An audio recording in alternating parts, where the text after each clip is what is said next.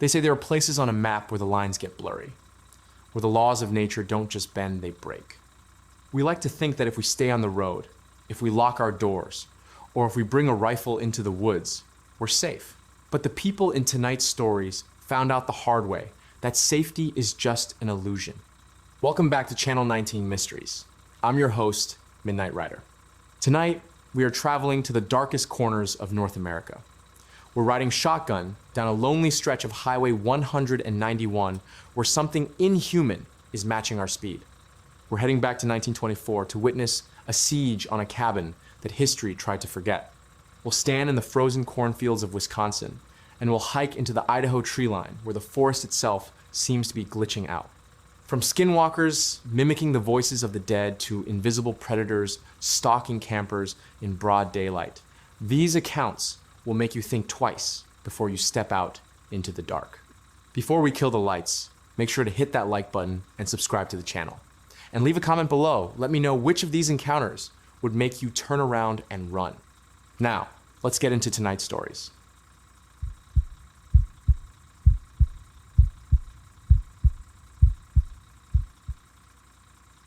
The loneliest road.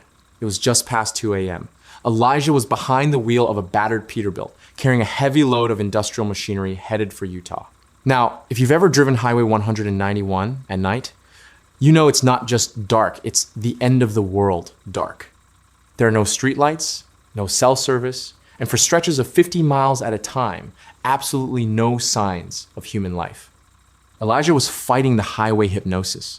He had his window cracked to let the cold desert air bite at his face, and he was sipping on lukewarm coffee that tasted more like battery acid than coffee. Suddenly, his high beams caught a flash of movement on the shoulder, about 200 yards ahead. Now, normally you'd expect a deer or maybe a coyote, but as Elijah got closer, he realized this thing was standing upright. It looked like a man, tall, gaunt, wearing what appeared to be tattered buckskin.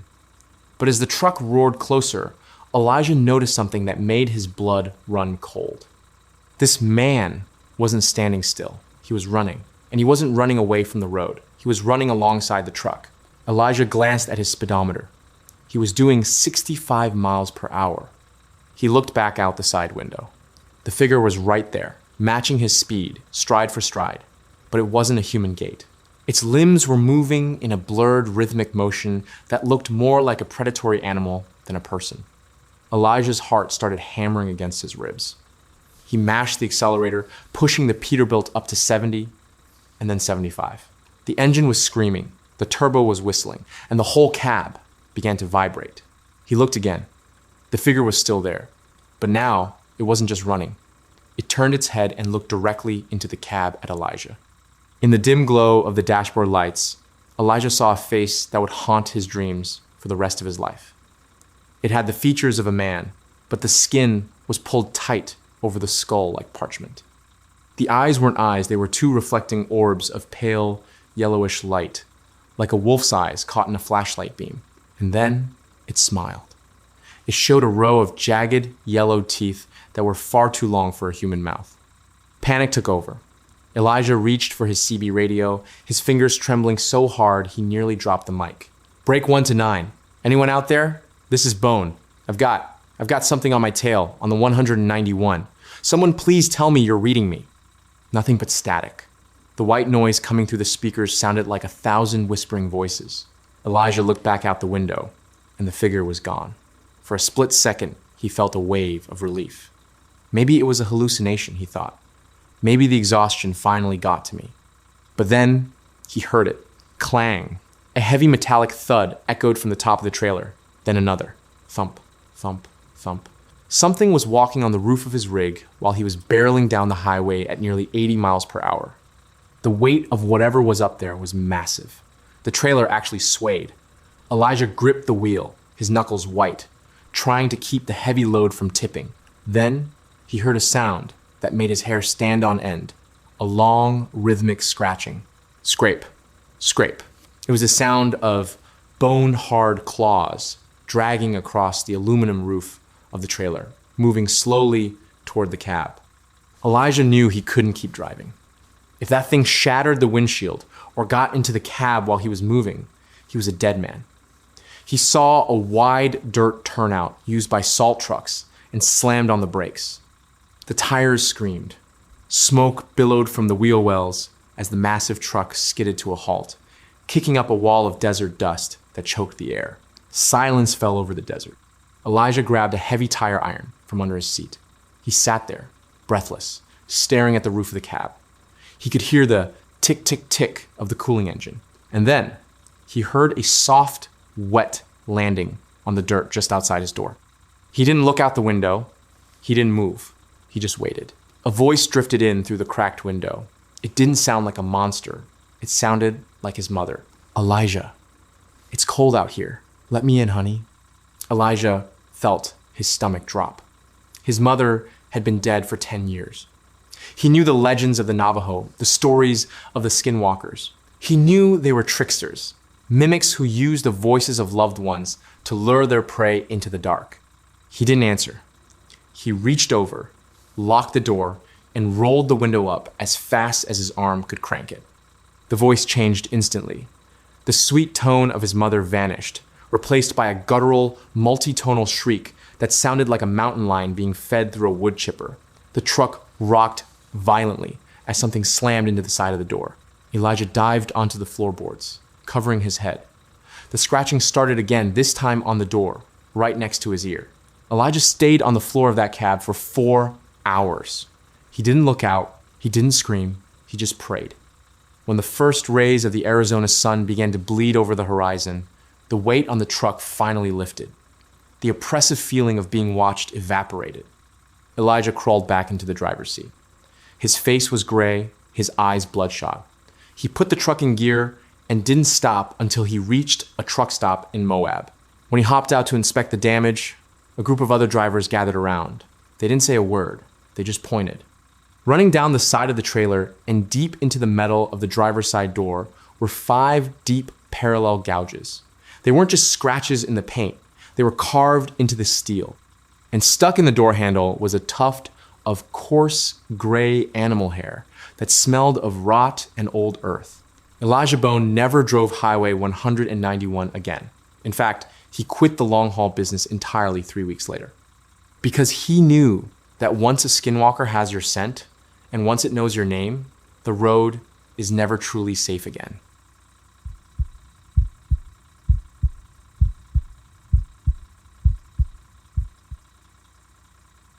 Ape Canyon. The year was 1924, and the setting was the rugged, heavily forested eastern slope of Mount St. Helens in Washington state. Now, back in the 1920s, this area wasn't the tourist destination it is today. It was a jagged, unforgiving wilderness filled with deep ravines and ancient timber. There were 5 men hardened gold miners who had spent the last few months working a claim in a remote area that would eventually be known as Ape Canyon. The group was led by a man named Fred Beck, and he was joined by Gabe Lefevre, John Peterson, Marion Smith, and Marion's son, Roy Smith. These weren't guys who spooked easily. They were outdoorsmen.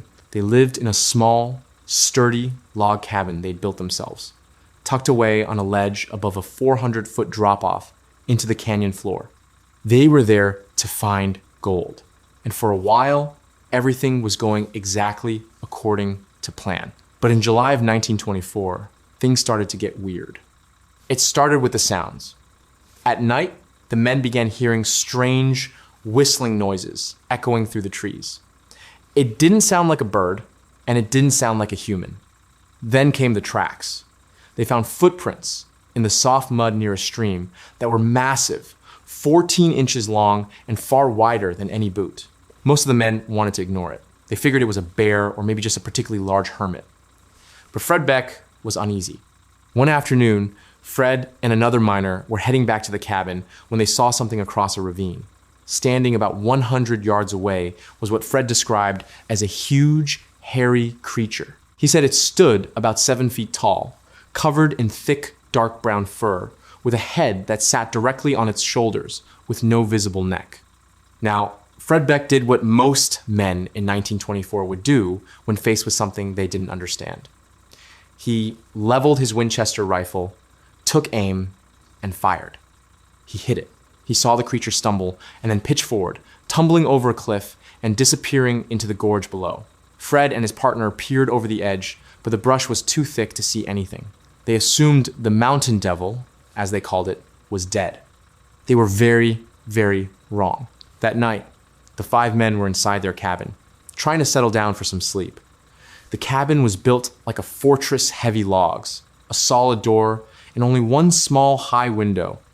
Around midnight, they were jolted awake by a sound that made their blood run cold.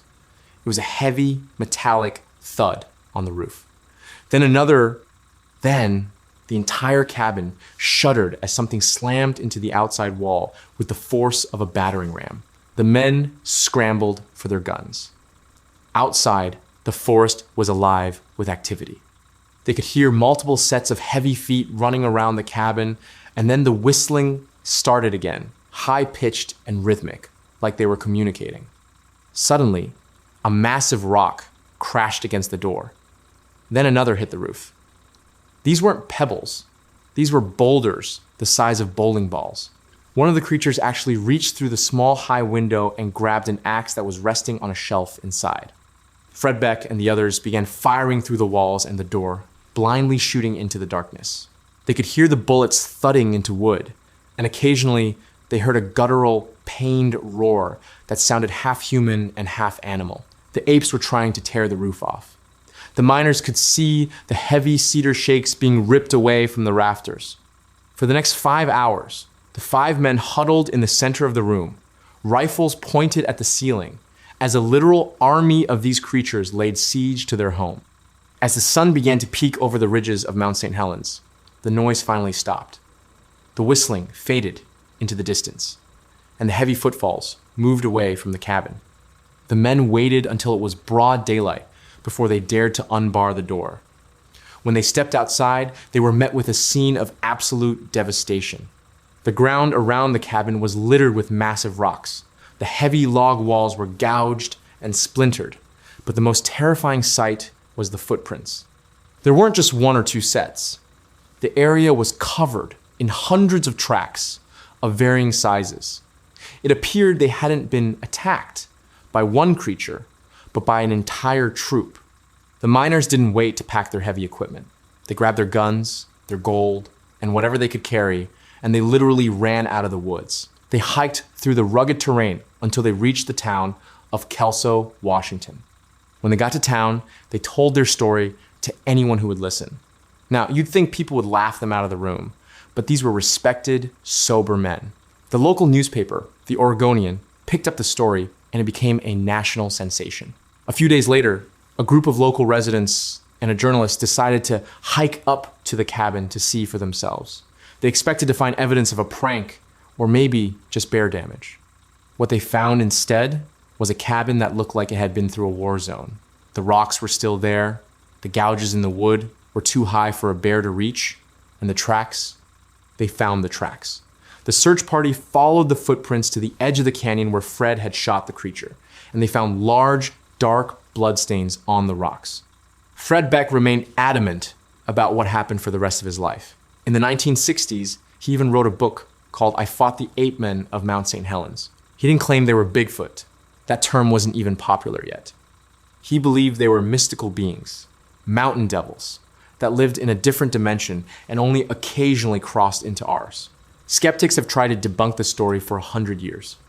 Some say the miners were attacked by a group of local Boy Scouts playing a prank, which would have been the most suicidal prank in history, given the miners had rifles. Others say it was a coordinated attack by a group of disgruntled rival miners. But the details provided by the 5 men never wavered. They described the same creatures, the same sounds, and the same terrifying coordinated behavior. To this day, Ape Canyon remains a place of mystery. Even after the 1980 eruption of Mount St. Helens changed the landscape forever, hikers and researchers still report strange whistling and massive footprints in the shadow of the volcano. Whether they were flesh and blood animals or something more mysterious, the 5 men who survived that night in 1924 never set foot in those woods again, because they knew that in the deep ravines of Washington, you aren't always the apex predator.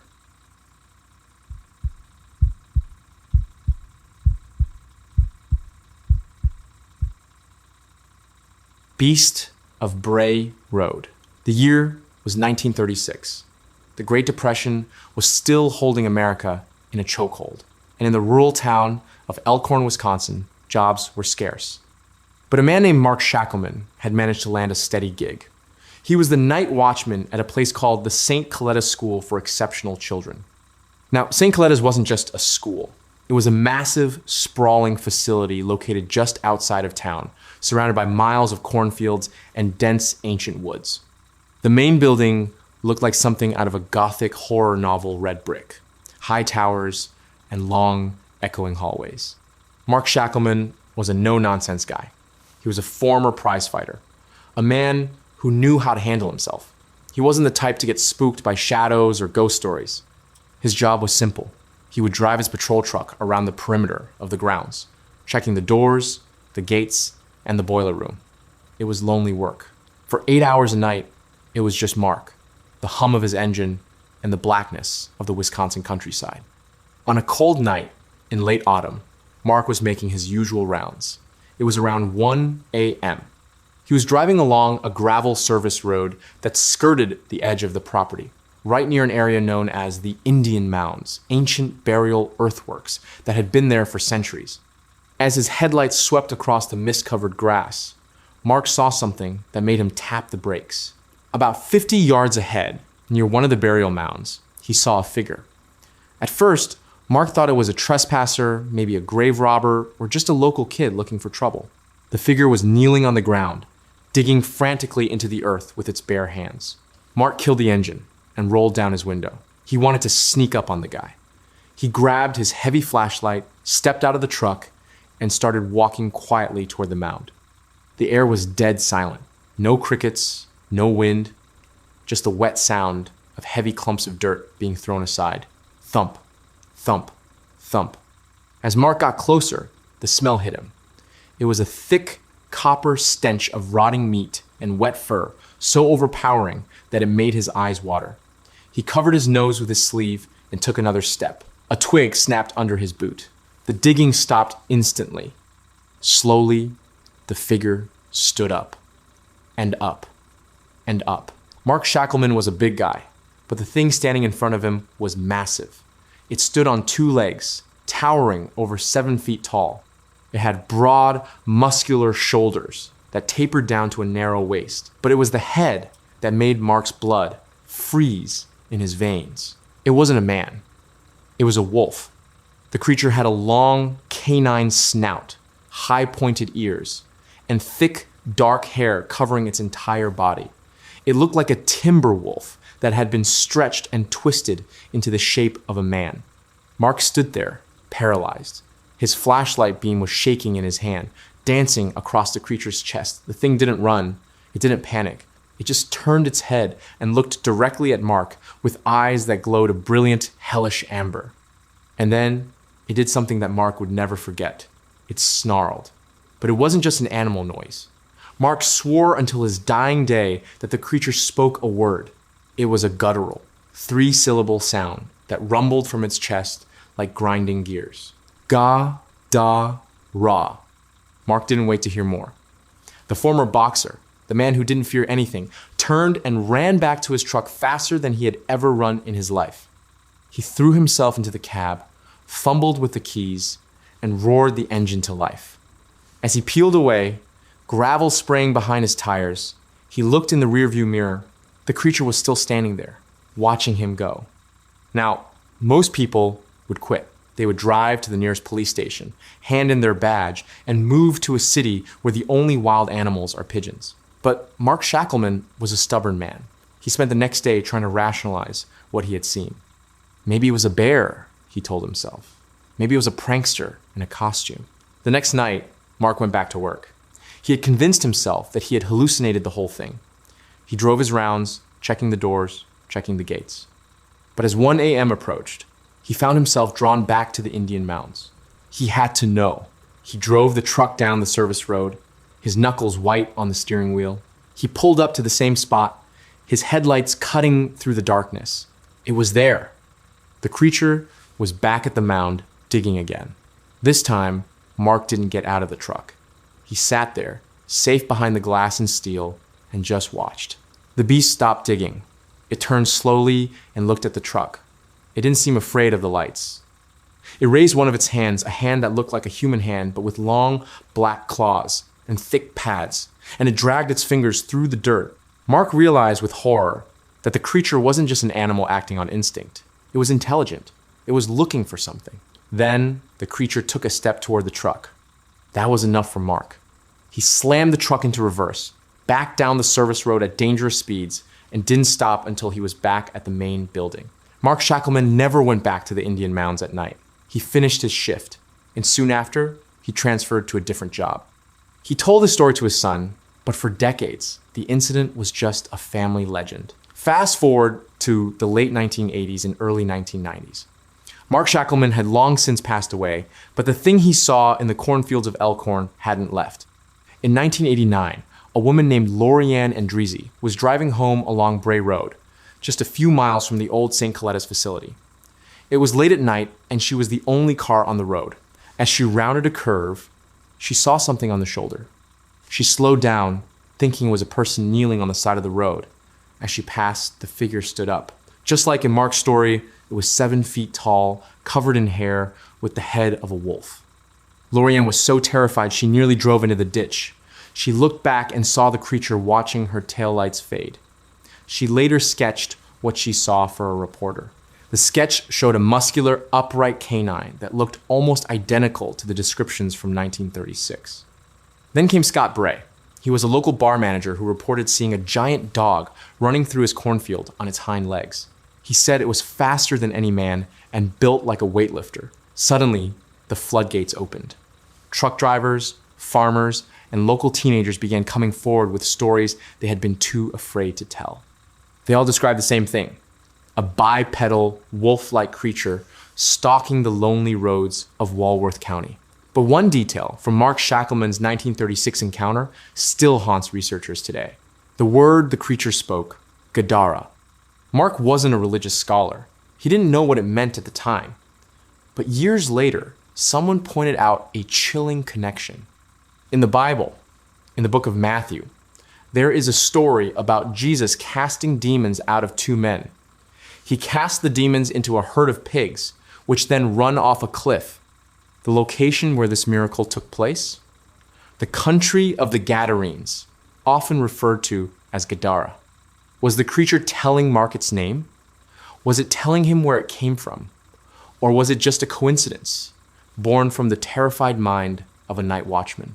To this day, Bray Road remains a place where locals don't like to drive at night. Truckers who haul freight through southern Wisconsin often tell stories of seeing eye shine in the cornfields that sits a little too high off the ground to be a coyote. And if you ever find yourself on that stretch of road and you see a figure kneeling on the shoulder, don't stop. Just keep driving. Because the Beast of Bray Road might still be looking for whatever it was digging for in 1936.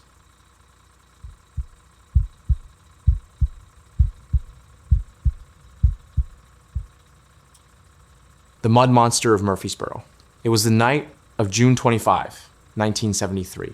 The air in southern Illinois was thick, the kind of humidity that feels like a wet blanket pressing against your skin. Randy Needham and his girlfriend were parked down by the Big Muddy River at a popular local hangout known as Riverside Park. It was quiet, just the sound of crickets and the rhythmic lap of the river against the silt. But then, the silence was broken. From the dense brush near the riverbank, a sound emerged that Randy later described as a wet, guttural growl. It wasn't a dog, and it wasn't a coyote. As they looked toward the tree line, a massive shape began to pull itself out of the shadows. Standing over 7 feet tall, covered in light-colored hair that was matted with thick, foul-smelling river mud, was a creature that defied explanation. It looked like a cross between a man and an ape, but its eyes had a pale, ghostly glow. Randy didn't wait to introduce himself. He slammed the car into gear and floored it out of there, the tires throwing gravel as they screamed back toward town. Most people would have gone home and locked the doors, but Randy went straight to the police. He met with Officer Merrill Dutton of the Murfreesboro Police Department. Now, Dutton was a veteran cop. He'd heard every excuse and every tall tale in the book, but when he looked at Randy, he saw genuine, bone-chilling terror. Dutton, along with several other officers, headed down to Riverside Park. They expected to find some kids playing a prank or maybe a stray bear. What they found instead sent a chill down their spines. In the soft mud by the river, there were tracks.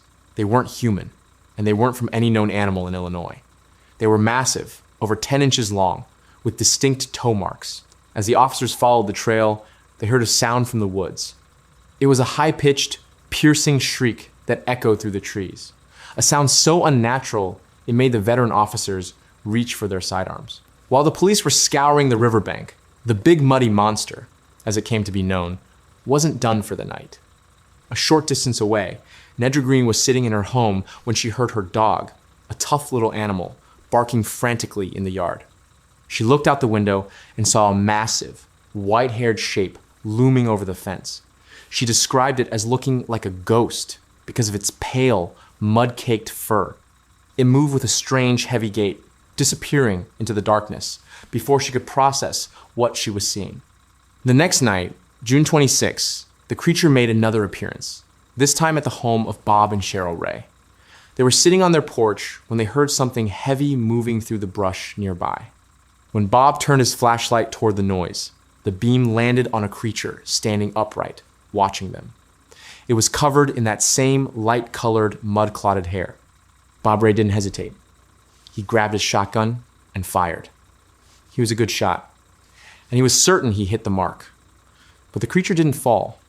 It didn't even scream. It simply turned and loped back into the woods with an eerie, effortless speed. By the third day, Murfreesboro was in a state of high alert. Police Chief Carl Decker took the lead, organizing a search party that included professional trackers and even a few locals with bloodhounds. They weren't just looking for a monster anymore. They were looking for a potential threat to the community. They found more tracks near the Ray residence. The bloodhounds, usually eager to follow any scent, took one sniff of the trail and did something that terrified the handlers. They backed away, whimpering, with their tails between their legs. They refused to follow the scent. Whatever this thing was, it didn't smell like an animal. Witnesses who got close enough reported a stench that was a mix of sewage and rotting vegetation. It was the smell of the deepest stagnant parts of the swamp. The sightings continued for nearly 2 weeks. The most harrowing encounter involved a group of teenagers who were chased back to their car by a screaming white wall of fur.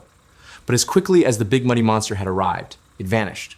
Chief Decker and Officer Dutton remained baffled. They had physical evidence the tracks were cast in plaster, and they had dozens of credible witnesses, including members of their own force, who couldn't explain what they had seen. To this day, the case of the big muddy monster remains one of the most well-documented cryptid sightings in American history. There were no reports of escaped circus animals, no local pranksters were ever caught, and the tracks didn't match any known North American primate. Some say it was a relic hominid, a Sasquatch that had adapted to the river systems. Others believe it was something much more paranormal. But if you talk to the folks who were there in 1973, the ones who saw those glowing eyes through the Illinois mist, they'll tell you the same thing. Whatever is living in the big muddy river, it's still out there. The Murfreesboro case is unique because of the sheer volume of police involvement and the consistency of the descriptions. Most monsters are dark and blurry, but this one was bright, white, and covered in filth.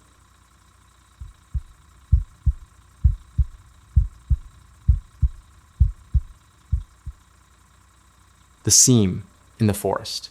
Our story takes us to the rugged, breathtaking wilderness of the Kaniksu National Forest in the Idaho Panhandle. It was the summer of 2020, a time when the world felt a little chaotic, and many people were looking to escape into the wild just to get a breath of fresh air. Justin and his wife, Harley, were no different. They were an adventurous couple who loved the outdoors, and they had packed up their vehicle for a weekend camping trip near the massive, deep waters of Lake Pend Oreille. Now, if you've never been to this part of Idaho, it is aggressively beautiful. We're talking about towering pines, water so clear it looks like glass, and a sense of isolation that can be incredibly peaceful or incredibly unsettling, depending on your perspective. They were driving down a remote service road, looking for a dispersed camping spot. Dispersed camping basically means you aren't in a designated campground with toilets and neighbors. You are out in the thick of it, completely on your own. They found a gravel turnout that looked promising. It was late afternoon. The sun was beginning its descent behind the mountains, casting those long, stretching shadows that play tricks on your eyes. Justin pulled the truck over, and they decided to split up briefly to scout the area. Justin wanted to walk a bit deeper into the timber to see if there was a flat clearing for their tent, while Harley stayed near the vehicle to stretch her legs and take in the view. Justin walked about 100 yards into the tree line. The forest floor was a thick carpet of pine needles that muffled his footsteps. As he walked, he was scanning the ground looking for roots or rocks, standard camping stuff. But then, he stopped. He realized the forest had gone completely silent. And I don't mean quiet, I mean dead silent. The birds had stopped singing. The wind had died down. Even the insects seemed to have paused their buzzing. It was the kind of silence that feels heavy, like the air pressure has suddenly dropped. This is what researchers often call the Oz factor, a sensation of being isolated in a bubble of silence right before a high strangeness event. Justin stood there, frozen, a sudden wave of dread washing over him. He felt an intense sensation of being watched. Not just watched, but studied. He slowly lifted his head, scanning the dense wall of green in front of him. At first, he saw nothing, just trees, brush, and the dappled sunlight filtering through the canopy. But then, his eyes locked onto something about 50 feet away, standing near the base of a large fir tree. It wasn't a bear. It wasn't a mountain lion. It wasn't a person. Justin described it as a shimmer. It was a humanoid shape, distinctly a head, shoulders, torso, and legs, but it was completely transparent. It looked exactly like the alien from the movie Predator when it engages its cloaking device. The entity was tall, easily over 7 feet. The only reason Justin could see it was because the light was bending around it. The background scenery, the bark of the tree, the ferns, the dirt was warped and distorted as it passed through this figure's body. It looked like a heat mirage on a hot highway, but contained within a sharp, muscular outline. Justin's brain couldn't process what he was seeing. He blinked, thinking maybe his eyes were watering or he was dehydrated. But when he opened his eyes, the thing was still there, and it was moving. It wasn't walking. It was shifting its weight, almost like it was getting ready to pounce. The distortion rippled as it moved, a kaleidoscope of confused light in the middle of the dark woods. Justin didn't scream. He didn't pull out a knife. His primitive brain just screamed one word: run. He slowly backed away, not taking his eyes off the shimmering figure. The moment he broke the line of sight behind a cluster of trees, he turned and sprinted back toward the truck, his heart hammering against his ribs like a trapped bird. Meanwhile, back at the truck, Harley was having an experience that was just as terrifying, but completely different. She was standing by the edge of the road, looking out over a small valley. The view was spectacular, a panoramic shot of the Idaho wilderness. But as she scanned the horizon, something caught her eye. About 200 yards away, hovering in the air, just above the tree line, she saw what she described as a seam in reality. It looked like a vertical tear in the sky, a jagged line where the world didn't quite match up. On one side of the line, the trees were swaying gently in the breeze. On the other side, the air was perfectly still. It was like looking at a bad Photoshop edit, or a glitch in a video game where the textures haven't loaded correctly. Harley rubbed her eyes, thinking she was dizzy. She looked again, and the seam was still there. It vibrated with a strange energy, a visual distortion that made her feel nauseous just looking at it. She felt a sudden, overwhelming urge to leave. It wasn't just fear. It was a primal rejection of the environment. Her instincts were telling her that she was standing somewhere she wasn't supposed to be. Just as Harley was backing toward the truck, Justin burst out of the woods. He was pale, sweating, and out of breath. "We need to go," he said. He didn't shout, but his voice had an intensity that Harley had never heard before. "I know," Harley replied, her voice trembling. "I saw something." "I did too," Justin said. They didn't swap stories right there. They didn't wait to see if the shimmer followed Justin or if the seam in the sky opened up. They jumped into the truck, Justin threw it into reverse, and they tore out of that turnout. gravel spraying behind them. They drove in silence for 10 miles before either of them felt safe enough to speak. When they finally pulled over at a gas station back on the main highway, they compared notes.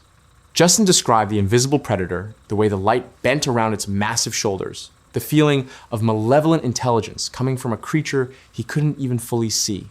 Harley described the glitch, the tear in the fabric of the world that suggested the forest they were looking at wasn't entirely real, or that something was masking what was actually there. This story, which was later recounted on the Monsters Among Us podcast, has become a cornerstone of the modern Glimmer Man phenomenon. What makes the Kaniksu National Forest encounter so chilling is the dual perspective. You have one person seeing a biological entity, a camouflaged hunter, and another person seeing a structural anomaly in the environment itself. Skeptics will tell you that Justin saw a heat haze and Harley experienced a migraine aura. They'll say the isolation and the power of suggestion played tricks on their minds. But if you look into the history of Lake Pend you'll find that the US Navy has a massive acoustic research detachment there. It's a place known for testing advanced technology, specifically stealth and submarine acoustics. Could Justin have walked into a testing ground for some kind of optical camouflage? Was the Glimmer Man a soldier testing a suit that isn't supposed to exist yet? Or, as the local legends suggest, is there something ancient in those woods, a spirit the Native Americans warned about, that has the power to walk between worlds, visible only as a ripple in the air? Justin and Harley don't know the answer. And quite frankly, they don't want to know. They haven't gone camping in the deep woods since. Because once you realize that the empty space between the trees might be looking back at you, the forest never feels quite the same. This case is terrifying because it suggests that invisibility isn't just science fiction. It's something people are encountering in broad daylight. From the invisible predators of the Idaho woods to the skinwalkers stalking Highway 191, it's clear that some roads are better left untraveled after dark. That's going to do it for this transmission. I want to know which one of these stories kept you checking your mirrors tonight. Was it the siege at Ape Canyon or the Beast of Bray Road? Let me know in the comments below. If you enjoyed the ride, go ahead and hit that like button and subscribe to Channel 19 Mysteries. Turn on those notifications so you never miss a signal. And remember, I know you've seen things out there in the dark too. If you have a story, a creepy encounter, or a brush with the unexplainable, send it in to mycreepyencounter@gmail.com. Your story might just be the next one we share around the fire. I'm your host, Midnight Rider. Keep your eyes on the horizon and your doors locked. I'll catch you on the flip side.